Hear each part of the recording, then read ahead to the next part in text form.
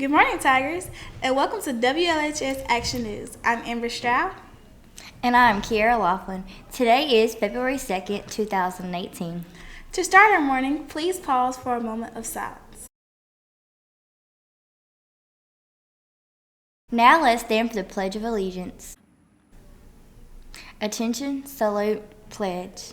I pledge allegiance to the flag of the United States of America and to the republic for which it stands, one nation, under God, indivisible, with liberty and justice for all. And now for our morning announcements. Valentine's orders are due today to Miss Horn. The forms are in the office in Miss Horn's classroom. The deadline to turn in your contestant agreement and entry fee for Miss LHS is Monday, February 5th. Please see Miss Horn if you have any questions. Varsity basketball plays Highland Home tonight starting at 4:30. Senior cap and gown pictures and basketball pictures will be today. School started back after Christmas break, and students and teachers prepared for the second semester of this school year. Students and teachers are adjusting to new classes, and Mr. Howard tells us his thoughts about the semester so far. Semester has gotten off to a pretty good start. The weather wasn't kind to us at first. We missed several days out, but I think everything is back in the full swing. Teachers are doing what's expected. The students are here, and if you're here and inside the building, then you got a chance. I'm forever the optimist, and I think education is the key to everything. And as long as students are at school and everybody's well behaved and doing what they're supposed to do, I think this semester is going to be just like the first semester. Wonderful. The Liberty Legacy Kickoff was held back in October, and the second and third grade students in Crenshaw County voted for who they thought was a hometown hero. A few days ago, the classes gathered to celebrate and recognize their nominees. Third graders' torch team heroes were Michelle Ballard and Josh Kidd.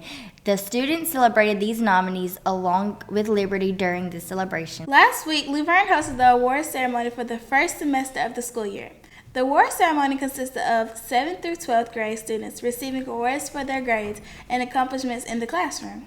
The awards included top students in standard and advanced classes, A average students, A and B average students, the Citizenship Award, and perfect attendance. And now for our Inside the Classroom segment. The robotics competition is today in the gym. All Crenshaw County schools are attending the competition. The competition consists of 3 categories. Emily Woodall gives us a look at the competition. The robotics team has been preparing for their competition. Sheldon Mann and Ian Coggins tell us how the team prepared. We take a lot of time on each of the robots. We have 3 robots, one for each competition. And we make sure that everyone just carries their own weight, and we have it separated by groups. So we each carry our own weight, we do our own part, and in the end it all comes together and we make something awesome. I would say we first go to design team and we come out with a basis of what we're going to do, what is the chances of it succeeding, and then it goes to build team where we actually build the robot, and we run to maintenance through repair team. Mann and Coggins tell us about the competition. We get together with the other 2 schools, Brantley and Highland, and we take our robots that we took all of these forever, we've taken a long time to work on, and we compete with each other, see which one in all 3 of the competitions, see which one we think, based on statistics or whatever, whichever one's the best, and then we exchange our ideas and just all around share a good time. Well, it really depends on the competition. Sometimes we have competitions based off speed. We have some based off how much weight we can pull, and we have one similar to volleyball. Mann and Coggins tell us why they enjoy competing against other schools. Yeah, I'd say it's really fun to compete against the other schools. Friendly competition, especially in an educational manner, is always a good thing. With this competition, too, you get to meet other people, exchange interests, come up with different ideas, and it's all around just a great creative experience. I would say yes, it is quite fun to see what other people have done and how they've put together their robots and what they expect it to do. And it's really, competitivity has never been a bad thing. Emily Woodall, WLHS Action News. Hosted students have been preparing for their state competition. Tony Fang gives us a look at the competition. Hosted students have been preparing for competition since December, and the host competition is coming up on February 22nd. We talked to some of the members to see how they're preparing for competition. Ms. Becky Cornelius gives us a look. In my opinion, it's a way for the students to be able to do something extra to help build their leadership skills and learn more content knowledge, especially for specific career paths they want to take, because there are event-specific guidelines that they can learn and competitions that they can do that are physical therapy, but they can also build their speech skills or their artistic skills. So it gives them another outlet to be able to learn more, basically. Jace Baines and Madison Keener tells us what HOSA means in their opinion. It's stressful. We're preparing real hard, and I think it'll be fun. We'll get to meet new people, and we'll get to vote on new state officers, and I'm sure we'll have a good time. I'm confident in it. I'm really excited. I think there's 25 of us going from Crenshaw County, and it's going to be a really fun time, and we're going to get to grow closer as a community and as an organization. Baines and Keener also tells us about the upcoming HOSA competition. Well, in biomedical debate, our multi-school team is just started mock debating, and we've developed our speeches and our rebuttals so far, and we're going to continue doing that until February. I have to lengthen my speech. I had to make a 2-minute speech for qualifications, but it has to lengthen to 5 minutes, and so got to get enough information in there, and I'm preparing and I'm memorizing it. Ms. Becky Cornelius tells us about how they are preparing for the competition. Well, qualification helped us a lot because we had to meet some goals and deadlines by the 1st of December. So basically from now until we've got 1 month, we're just trying to get on through what is necessary for us to be able to excel at that level. So we've got some people refining their speeches and some teams that are kind of getting together to be able to finalize those last couple of things that will make them a better team in biomedical debate or health education, just following the guidelines and critiquing what's left. So. Tony Fang, WLHS Action News. And now we'll head over to sports to see what's happening with our Tiger Athletics. Thanks, Amber. I'm Emily Woodall. And I'm Kyla King. Basketball season is in full swing, and the teams are preparing for their final games. Rain Duhart gives us a look at the season so far. As the men's basketball season comes to a close, Coach Dorsey shares his thoughts about the team. I think this season has been going pretty well. We just haven't been playing as consistent as I would like to. We've been playing a lot of tough teams, but with a lot of games that we lost, we've been ahead, and then just with our inexperience or lack of focus, we've been losing it down the stretch, and that's what we got to work on.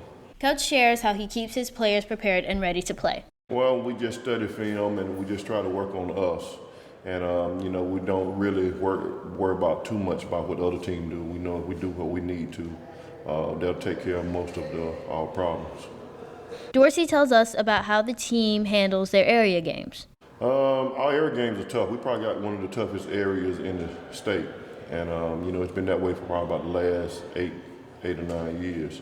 And, we've been playing everybody real tough, and that's some of the games I was talking about. We've fallen at the end.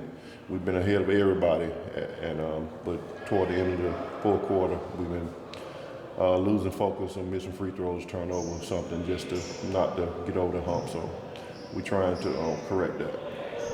Rain Duhart, WLHS Action News. The team's next game is tonight at Highland Home.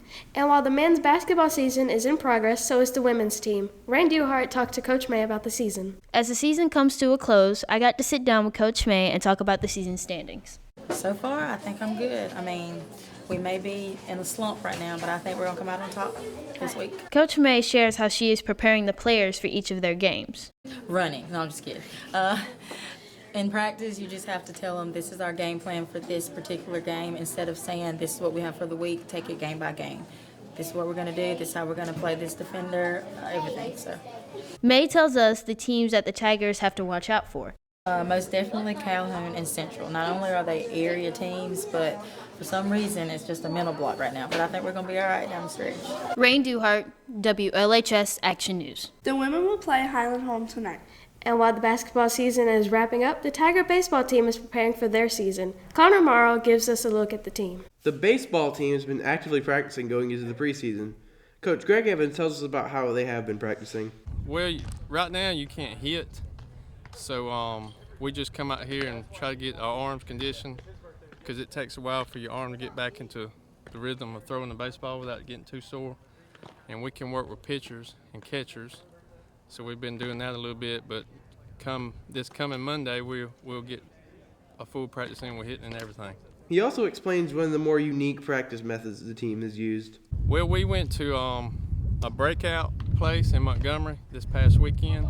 One of those places that you're locked in, and you have to use certain clues that they give you to figure out what they want you to find. Like a particular group I went with, we was in a mansion, and you had to figure out what was left in the mansion that was valuable to the family that left it. But all the guys really enjoyed it, and all of them broke out, so they actually won the games. It helps them to figure out how to work together and be a teammate rather than just rely on individual person trying to do it. Coach Evans describes how he hopes the season will go. The main focus once we get started playing games will just, try to improve every week. So by the time you get to area play, that you're ready to play and that you're ready to play your best. And my main goal is just to win area and then go from there. Connor Morrow, WLHS Action News. Baseball season will start this month. And the softball team is also preparing for their season. Tony Fang talks about how the team is preparing. Softball is just around the corner. Coach Isherling tells us how they are preparing for the season. Well, with the preseason, we've been working out a lot, trying to get our strengths up, especially working with the lower body. We've been working a lot with running technique. Coach Ryan Riles has been working with the girls. He's out there with them now, just teaching them basic running styles and just how to run. Yes, and, we've got some speed, but if we can kind of learn the basics and kind of fine-tune those things, we'll be a whole lot faster. So that's a lot of the things really dedicated towards running speed. Coach Isherling tells us how his team is going to perform. Well, the preseason right now, we've been kind of hurt because of the weather. This is really our first week on the field, so it's been really tough. So to kind of get a good kind of temperature of the girls and how things are going is kind of tough, but so far so good. They've had a good attitude. They've understood that, you control the controllables and you just work through it. But so far the girls are doing great. Arms are going good. Good attitude overall. Coach Isherling tells us what he is expecting now of his team this year. We're going to play more games than we had in a long time. The JV's probably going to play close to around 30 ball games because of tournaments that we have, and the varsity will play probably close to 40 ball games because of the tournaments that we have. So it's get on and enjoy the ride. I expect them to just to get better. We have to improve. If we're not improving every year, then what are we doing? So this is my third year here, and we expect great things. We've got a really, really young group, and we're going to have some fun.